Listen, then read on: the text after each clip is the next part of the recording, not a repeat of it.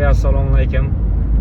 Green Card 2026 haqida ma'lumot berib o'taman. Qisqacha so'raganlar uchun, qiziqqanlar uchun kerakli, foydali bir ma'lumot bo'ladi degan umiddaman. Chunki har yili shu paytda o'zi Green Card boshlanib ketgan bo'ladi registratsiya.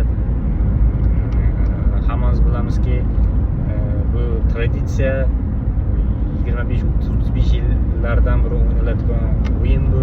Nimaga hozirgi kunda o'ynalmayapti degan savolga javob bu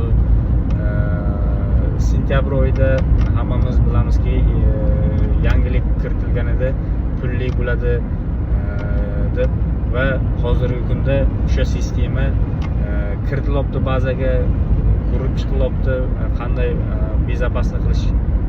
Shuning uchun bir oy kechga suriladi. Ya'ni noyabr oyidan o'yin boshlanadi. Hammaga rahmat, sog' bo'ling.